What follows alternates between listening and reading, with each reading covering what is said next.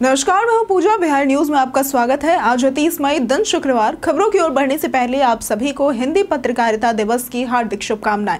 आज के ही दिन वर्ष 1826 में पंडित जुगल किशोर शुक्ल द्वारा हिंदी भाषा का पहला समाचार पत्र उदंड मार्तंड प्रकाशित हुआ था, जिसने हिंदी पत्रकारिता की नींव रखी थी। इसलिए तभी से आज के दिन को हिंदी पत्रकारिता दिवस के रूप में मनाया जाता है।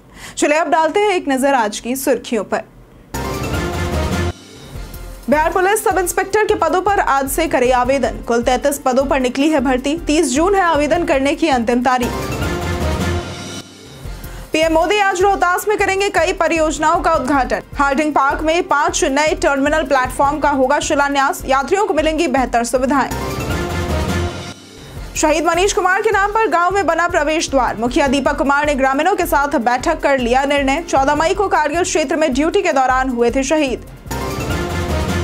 पटना एयरपोर्ट से ज्यादा भव्य होगा बिहटा हवाई अड्डा। पीएम मोदी ने गुरुवार को रखी अंतर्राष्ट्रीय हवाई अड्डा की आधारशिला। 3000 यात्रियों की होगी क्षमता। यूपीएससी ने लॉन्च किया नया आवेदन पोर्टल। 4 भागों में विभाजित है ये पोर्टल। अब पुराने ओटीआर मॉड्यूल का नहीं होगा उपयोग। नागरिक उड्डयन मंत्रालय ने जारी की नई गाइडलाइन। हवाई यात्रा के दौरान मिर्ची के अचार सहित कई घरेलू सामान प्रतिबंधित। 8 श्रेणियों में बांटी गई है प्रतिबंधित वस्तुएं। शेन वॉटसन ने बेंगलुरु को बताया ट्रॉफी जीतने का दावेदार। विराट कोहली के प्लेयर ऑफ द मैच बनने की जताई उम्मीद। आरसीबी ने 14 मैचों में से जीते हैं 9 मैच। चलिए अब बढ़ते हैं अब तक की 25 बड़ी खबरों की ओर विस्तार से। बिहार पुलिस सब इंस्पेक्टर के पदों पर आज से करे आवेदन। बिहार पुलिस अवर सेवा आयोग यानी कि बीपीएससी ने परिवहन विभाग में एनफोर्समेंट सब इंस्पेक्टर के 33 पदों पर भर्ती निकाली है। आवेदन 30 मई से bpssc.bih.nic.in पर शुरू होंगे। अंतिम तिथि 30 जून 2025। भर्ती 4 चरणों में होगी। प्रीलिम्स, मेंस, फिजिकल टेस्ट और इंटरव्यू। योग्यता किसी विषय में ग्रेजुएशन होनी चाहिए। आयु सीमा वर्ग के अनुसार 20 से 42 वर्ष के बीच है। पुरुषों की न्यूनतम ऊंचाई 165 सेंटीमीटर और महिलाओं की 150 सेंटीमीटर तय की गई है। फिजिकल टेस्ट में पुरुषों को 25 किलोमीटर और महिलाओं को 14 किलोमीटर 4 घंटे में चलना होगा। दोनों लिखित परीक्षाओं में नकारात्मक अंकन होगा। आवेदन फीस 400 से 700 रुपए के बीच वर्गानुसार तय किया गया है। अंतिम मेरिट मुख्य परीक्षा व इंटरव्यू के आधार पर बनेगी। पीएम मोदी आज रोहतास में करेंगे कई परियोजनाओं का उद्घाटन। प्रधानमंत्री नरेंद्र मोदी बीते दिन गुरुवार को 2 दिवसीय पटना दौरे पर पहुंचे। उनके 6 किलोमीटर के रोड शो में हजारों की भीड़ उमड़ी। इस रोड शो में सड़क किनारे लोग हाथों में तिरंगा लिए खड़े थे। पीएम मोदी गाड़ी से ही लोगों का अभिवादन करते हुए नजर आए। साथ ही उन्होंने नए बने पटना एयरपोर्ट के टर्मिनल का उद्घाटन किया और बिहटा में 1413 करोड़ रुपए की लागत से बन रहे नए सिविल एनक्लेव एयरपोर्ट का शिलान्यास किया, जिससे पटना देश का 7वां ऐसा जिला बनेगा जहां 2 एयरपोर्ट होंगे। शुक्रवार को यानी कि आज प्रधानमंत्री हार्डिंग पार्क में 5 नए टर्मिनल प्लेटफॉर्म का शिलान्यास करेंगे, जिससे पटना जंक्शन की भीड़ कम होगी और यात्रियों को बेहतर सुविधाएं मिलेंगी। इसके साथ ही सोननगर मोहम्मदगंज के बीच 3री रेल लाइन और सासाराम अनुग्रह नारायण रोड के बीच ऑटोमेटिक सिग्नलिंग का उद्घाटन करेंगे, जिससे मालगाड़ियों की आवाजाही तेज होगी, ट्रेन संचालन में सुधार होगा और यात्रा समय कम होगा। ये परियोजनाएं क्षेत्रीय आर्थिक विकास को प्रोत्साहित करेंगी। राष्ट्रकवि दिनकर के नाम पर होगा एशिया के सबसे चौड़े पुल का नाम। बिहार को एक नया रिकॉर्ड मिला है। मोकामा में बना सिमरिया ओटा नया 6 लेन सेतु पटना और बेगूसराय को जोड़ता है और ये एशिया का सबसे चौड़ा पुल बताया जा रहा है, जिसकी लंबाई 8.1 किलोमीटर है। ये पुल राजेंद्र सेतु के समानांतर बना है और इसका नामकरण ऐतिहासिक करने की मांग उठी है। केंद्रीय मंत्री गिरिराज सिंह ने केंद्रीय मंत्री नितिन गडकरी को पत्र लिखकर इसका नाम राष्ट्रकवि रामधारी सिंह दिनकर के नाम पर रखने की सिफारिश की है। उन्होंने कहा है कि ये पुल सिर्फ 2 जिलों को नहीं बल्कि समृद्धि और परंपरा को जोड़ता है। फिलहाल केंद्र की ओर से सहमति नहीं आई है, लेकिन संभावना जताई जा रही है कि इसका नाम रामधारी सिंह दिनकर सेतु रखा जा सकता है। शिक्षा विभाग ने राज्य के 61 शिक्षकों को किया सम्मानित। शिक्षा विभाग ने राज्य के 61 शिक्षकों को सम्मानित किया है। बिहार के शिक्षा विभाग ने पठन पाठन सुधार और प्रखंड स्तरीय शिक्षकों को प्रोत्साहित करने के लिए टीचर ऑफ द मंथ योजना शुरू की है। अप्रैल महीने के लिए 61 शिक्षकों को चयनित कर प्रशस्ति पत्र देकर सम्मानित किया गया है। इस योजना के तहत विभिन्न जिलों के कई शिक्षकों को इस पुरस्कार से नवाजा गया है। ये पहल शिक्षकों को प्रेरित करने और शिक्षा के माहौल को सुधारने के लिए अपर मुख्य सचिव डॉक्टर एस सिद्धार्थ के निर्देश पर की गई है। इस कदम से शिक्षक बेहतर शिक्षा देने के लिए उत्साहित हैं और प्रदेश में शिक्षा का स्तर सुधर रहा है। शहीद मनीष कुमार के नाम पर गांव में बना प्रवेश द्वार। बिहार के नवादा जिले के पांडेय गंगौर गांव में कारगिल में शहीद हुए सैनिक मनीष कुमार की स्मृति में मुख्य प्रवेश द्वार का नामकरण उनके नाम पर किया गया है। शहीद मनीष 14 मई को कश्मीर के कारगिल क्षेत्र में ड्यूटी के दौरान वीर गति को प्राप्त हुए थे। स्थानीय मुखिया दीपक कुमार ने ग्रामीणों के साथ बैठक कर यह निर्णय लिया। प्रशासनिक उदासीनता के बावजूद ग्रामीणों ने स्वयं इस पहल को अंजाम दिया। बता दें कि पांडेय गंगौर जाने वाले मुख्य मार्ग के द्वार का जीर्णोद्धार कर उसका नाम वीर शहीद मनीष कुमार द्वार रखा गया है। इस सम्मान से ग्रामीणों में गर्व और खुशी का माहौल है और वे इसे शहीद की स्मृति को जीवंत रखने का प्रतीक मानते हैं। राजस्व कर्मियों को मिला हड़ताल खत्म करने का आखिरी मौका। बिहार सरकार ने हड़ताल पर गए राजस्व कर्मियों को अंतिम मौका दिया है। 30 मई 2025 यानी कि आज शाम 5 बजे तक यदि कर्मचारी हड़ताल खत्म कर अपने पदस्थापन स्थल पर वापस लौटते हैं तो उन्हें हड़ताल अवधि का उपार्जित अवकाश यानी कि अर्न्ड लीव मिलेगा और उनकी सेवा नियमित कर दी जाएगी। इसके बाद लौटने वाले कर्मियों का वेतन नो वर्क नो पे के आधार पर दिया जाएगा और उनकी सेवा नियमित करने का फैसला बाद में होगा। सरकार ने साफ कहा है कि जो कर्मचारी इस स्थिति तक विभाग के लैपटॉप नहीं लौटाएंगे उनके खिलाफ लोक मांग वसूली अधिनियम के तहत कार्रवाई की जाएगी। सचिव जय सिंह ने सभी जिला अधिकारियों को इस संबंध में अनुशासनात्मक कार्यवाही की रिपोर्ट विभाग को शीघ्र उपलब्ध कराने के निर्देश दिए हैं। क्रिमिनल जस्टिस सीरीज ने बढ़ाया पंकज त्रिपाठी का बैंक बैलेंस। बिहार के पंकज त्रिपाठी एक बार फिर क्रिमिनल जस्टिस 4 में वकील की भूमिका में नजर आ रहे हैं, जिसे दर्शकों का भरपूर प्यार मिल रहा है। एक इंटरव्यू में उन्होंने बताया कि शो ने उन्हें एक्टिंग के साथ साथ निजी तौर पर भी काफी मदद की है। उन्होंने मजाक में कहा कि उनका बैंक बैलेंस भी बढ़ा है। त्रिपाठी ने फिल्म इंडस्ट्री को दूध देने वाली गाय बताया जो तब तक चलती है जब तक दर्शकों की रुचि बनी रहती है। उन्होंने स्वीकार किया कि अब वो पहले से ज्यादा सुनते हैं और मोटिवेशन लेने की कोशिश करते हैं। क्रिमिनल जस्टिस की सफलता पर उन्होंने कहा कि किसी को इसकी लंबी उम्र की उम्मीद नहीं थी, लेकिन ये शो अब तक एक बड़ा हिट बन चुका है। हवाई यात्रा के दौरान मिर्ची के अचार सहित कई घरेलू सामान प्रतिबंधित। नागरिक उड्डयन मंत्रालय ने हवाई यात्रियों के लिए नई गाइडलाइन जारी की है, जिसमें कुछ घरेलू सामान को केबिन बैगेज में साथ लेकर जाना प्रतिबंधित किया गया है। प्रतिबंधित सामान में मिर्च का अचार, पूरा नारियल, नारियल पाउडर, सिगार कटर, बर्फ तोड़ने वाला औजार, पंप युक्त एयर मैट्रेस, क्रोबास, कार्क स्क्रू, कैंची, नाइट स्टिक, रस्सी, चिपकाने या मापने वाला टेप, रेजर, छाता और बुनने वाली सुई शामिल है। इन प्रतिबंधित वस्तुओं को 8 श्रेणियों में बांटा गया है। हथियार व प्रतिकृतियां, विस्फोटक, खतरनाक पदार्थ, उपकरण, इलेक्ट्रॉनिक सामान, घरेलू सामान और खेल संबंधी सामान। यात्रियों से अनुरोध है कि वे कैबिन बैगेज की जांच करें, क्योंकि प्रतिबंधित सामान मिलने पर उनकी यात्रा में समस्या आ सकती है। नीतीश सरकार ने नए अल्पसंख्यक आयोग का किया गठन। नीतीश सरकार ने बीते दिन पीएम के पटना आगमन से पहले बिहार राज्य अल्पसंख्यक आयोग का गठन किया है। जेडीयू के गुलाम रसूल बलियावी को अध्यक्ष बनाया गया है, जबकि लखविंदर सिंह और मौलाना उमर नूरानी को उपाध्यक्ष बनाया गया है। आयोग में कुल 8 सदस्य शामिल हैं, जिनका 3 साल का कार्यकाल होगा। बलियावी का अध्यक्ष बनना चौंकाने वाला है, क्योंकि वे वक्फ बिल संशोधन को लेकर नाराज चल रहे थे, लेकिन चुनावी साल में अल्पसंख्यकों को लुभाने के लिए यह कदम माना जा रहा है। गुलाम रसूल बलियावी जेडीयू के बड़े मुस्लिम नेता है, जो पहले पार्टी से नाराज थे और वक्फ बिल के खिलाफ मोर्चा खोल रखे थे। इसके साथ ही सरकार ने सवर्ण आयोग का गठन भी किया है। जाने सोने का रंग क्यों होता है पीला। सोना यानी कि गोल्ड का पीला रंग उसकी खास इलेक्ट्रॉनिक संरचना की वजह से होता है। जब सोने की सतह पर रोशनी पड़ती है तो यह नीले और वॉयलेट रंग की किरणों को अवशोषित कर लेता है और बाकी लाल और पीले रंग की रोशनी को परावर्तित कर देता है। इसलिए सोना हमें चमकीला पीला दिखाई देता है। अन्य धातुएं जैसे कि चांदी या तांबा अलग रंग की होती हैं, क्योंकि वे अलग तरह की रोशनी को अवशोषित या परावर्तित करती हैं। सफेद सोना यानी कि व्हाइट गोल्ड असल में शुद्ध सोना नहीं होता है। उसमें प्लैटिनम या पलाडियम जैसी धातुएं मिलाई जाती हैं, जिससे उसका पीला रंग कम हो जाता है। शुद्ध सोना हमेशा चमकीला पीला होता है। हल्का रंग या फीका सोना मिलावट या मिश्रण की निशानी हो सकती है। पटना एयरपोर्ट से ज्यादा भव्य होगा बिहटा हवाई अड्डा।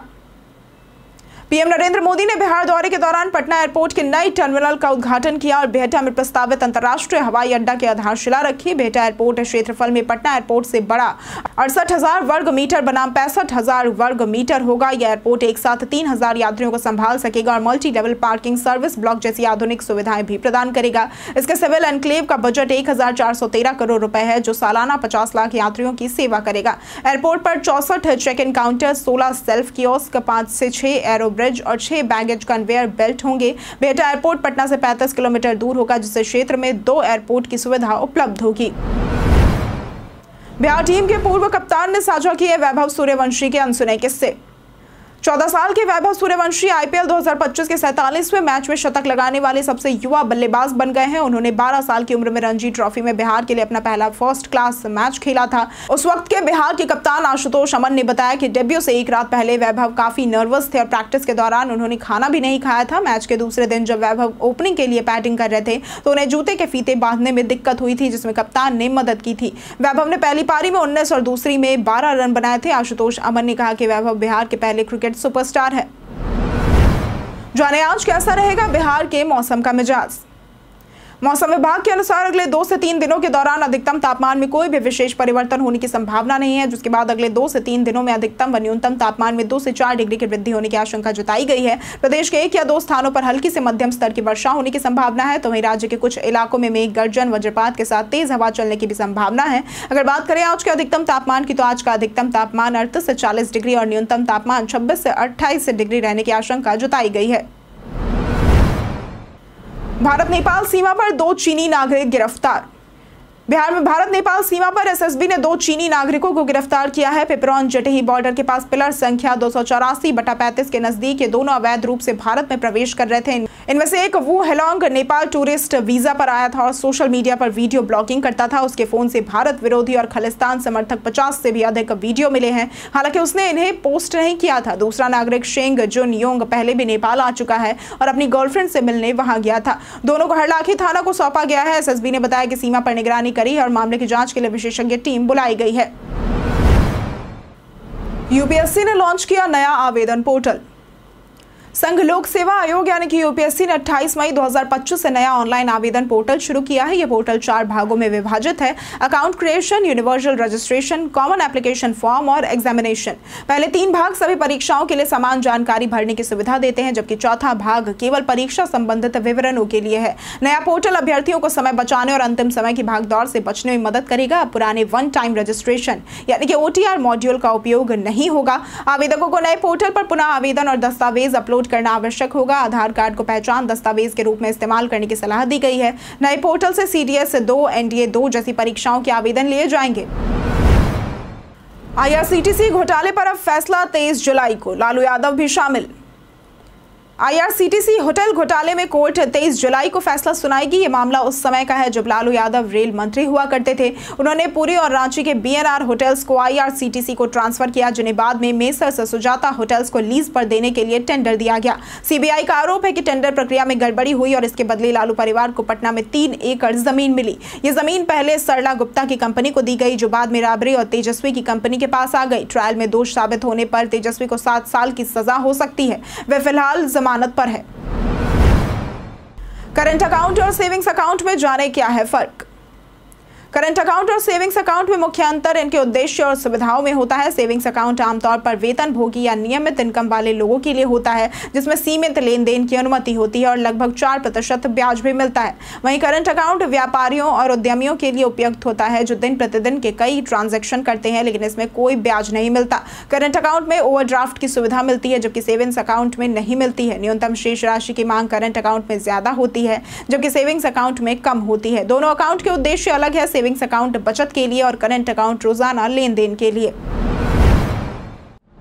गिरिराज सिंह का राजद पर तीखा प्रहार। पीएम नरेंद्र मोदी के बिहार दौरे को लेकर सियासी बयानबाजियां तेज है। केंद्रीय मंत्री गिरिराज सिंह ने कहा कि पीएम मोदी का एकमात्र लक्ष्य है विकास। उन्होंने विपक्ष पर हमला बोलते हुए कहा कि बिहार में विकास न दिखे तो चश्मा बदलना चाहिए।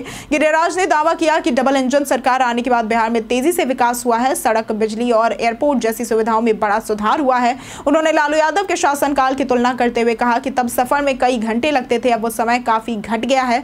विपक्ष के आरोपों पर उन्होंने कहा कि मोदी का दौरा चुनाव से नहीं विकास से जुड़ा है। तेज प्रताप मामले पर भी उन्होंने तीखा हमला किया है। मनोज झा ने की बिहार को विशेष राज्य का दर्जा देने की मांग। इंडिया गठबंधन के नेताओं ने प्रधानमंत्री नरेंद्र मोदी से बिहार को विशेष राज्य का दर्जा देने की मांग की। राजद के राष्ट्रीय प्रवक्ता मनोज झा ने कहा कि बिहार की तरक्की के बिना देश की तरक्की संभव नहीं है, इसलिए बिहार को विशेष दर्जा दिया जाना चाहिए। उन्होंने कहा कि बिहार में जाति आधारित जनगणना महागठबंधन सरकार के समय हुई थी, जिसे प्रधानमंत्री संविधान की 9वीं अनुसूची में शामिल कर जनसंख्या के आधार पर आरक्षण का दायरा बढ़ाना चाहिए। केंद्र सरकार को जाति जनगणना की टाइमलाइन स्पष्ट करनी चाहिए और बिहार को गुजरात जैसी प्राथमिकता देनी चाहिए। अन्य नेताओं ने मनरेगा मजदूरी बढ़ाने, आंगनबाड़ी सफाई सेविका व रसोइया की मानदेय में वृद्धि, शहर मनरेगा लागू करने, महंगाई व बेरोजगारी खत्म करने और बिहार के साथ बैंकिंग भेदभाव दूर करने की मांग भी उठाई। बिहार विधानसभा चुनाव लड़ सकते हैं चिराग पासवान। लोक जनशक्ति पार्टी रामविलास के अध्यक्ष और केंद्रीय मंत्री चिराग पासवान बिहार विधानसभा चुनाव लड़ सकते हैं। ये जानकारी उनके जीजा और जमुई से सांसद अरुण भारती ने दी है। उन्होंने कहा कि पार्टी चाहती है कि चिराग बिहार की राजनीति में अधिक सक्रिय हो, इसलिए उन्हें चुनाव लड़ने का प्रस्ताव दिया गया है। सीट का चयन प्रस्ताव स्वीकारने के बाद होगा। चिराग के चुनाव लड़ने पर मुख्यमंत्री या उप मुख्यमंत्री पद को लेकर फैसला बाद में होगा। पार्टी फिलहाल प्रधानमंत्री मोदी और मुख्यमंत्री नीतीश कुमार के नेतृत्व में चुनाव लड़ेगी। वहीं प्रधानमंत्री मोदी के बिहार दौरे में पटना एयरपोर्ट और विक्रमगंज में 28,000 करोड़ की लागत से बने एनटीपीसी प्लांट का उद्घाटन होगा। शेन वॉटसन ने बेंगलुरु को बताया ट्रॉफी जीतने का हकदार। रॉयल चैलेंजर्स से बेंगलुरु ने आईपीएल 2025 में शानदार प्रदर्शन करते हुए प्लेऑफ में जगह बनाई है। ऑस्ट्रेलिया के पूर्व क्रिकेटर शेन वॉटसन ने बेंगलुरु को ट्रॉफी जीतने का प्रबल दावेदार बताया और उम्मीद जताई है कि Virat Kohli player of the match होंगे। बेंगलुरु लीग स्टेज में दूसरे नंबर पर रही है। 14 मैचों में 9 जीत के साथ 19 अंक हासिल किए हैं। वॉटसन का मानना है कि जोश हेजलवुड की वापसी से टीम को प्लेऑफ में मजबूती मिलेगी। उन्होंने कहा कि बेंगलुरु का ये साल अच्छा रहेगा, भले ही टूर्नामेंट के अंत में टीम को कुछ दिक्कतें आई। 2016 के फाइनल में भी वॉटसन शामिल थे जब बेंगलुरु 8 रन से हारा था। आपके हिसाब से आईपीएल 2025 की ट्रॉफी कौन सी टीम जीतेगी? कई कारणों से दर्ज है भारत के इतिहास में आज की तारीख। 2012 में आज ही के दिन विश्वनाथन आनंद 5वीं बार विश्व शतरंज चैंपियन बने थे। 2007 में आज ही के दिन अंतर्राष्ट्रीय संयुक्त राष्ट्र शांति रक्षक दिवस पर 107 शांति रक्षक पुरस्कृत हुए थे। 1987 में 30 मई यानी कि आज ही के दिन गोवा को राज्य का दर्जा मिला और यहां भारत का 26वां राज्य बना था। 1826 में आज ही के दिन प्रथम हिंदी साप्ताहिक पत्र उदंत मार्तंड का प्रकाशन हुआ था। 1935 में आज ही के दिन भारत के प्रख्यात सितार वादक देबू चौधरी का जन्म हुआ। 1991 में आज ही के दिन भारतीय स्वतंत्रता आंदोलन के पुरोधा एवं मानवता के पुजारी और राष्ट्रवाद के अग्रदूत उमाशंकर दीक्षित का निधन हुआ था और आज के दिन हिंदी पत्रकारिता दिवस भी मनाया जाता है। केंद्रीय कर्मचारियों के रिटायरमेंट की उम्र बढ़ने की जानी सच्चाई। सोशल मीडिया पर एक वायरल खबर में कहा जा रहा है कि भारत सरकार ने केंद्रीय कर्मचारियों की रिटायरमेंट आयु में 2 साल की वृद्धि कर दी है, लेकिन पीआईबी फैक्ट चेक के अनुसार यह दावा पूरी तरह से गलत है। भारत सरकार ने अभी तक केंद्रीय कर्मचारियों की रिटायरमेंट आयु बढ़ाने के लिए कोई भी फैसला नहीं लिया है। ऐसी अफवाहें लोगों में भ्रम फैलाती है, इसलिए बिना किसी आधिकारिक पुष्टि के ऐसी खबरें साझा नहीं करनी चाहिए। सही जानकारी के लिए हमेशा भरोसेमंद स्रोतों की जांच करें और फर्जी खबरों से बचें। ये जरूरी है कि हम सोशल मीडिया पर फैल रही गलत सूचनाओं को पहचानें और सत्यापन के बाद ही उसे आगे बढ़ाएं। आईफोन 16 बना सबसे ज्यादा बिकने वाला स्मार्टफोन।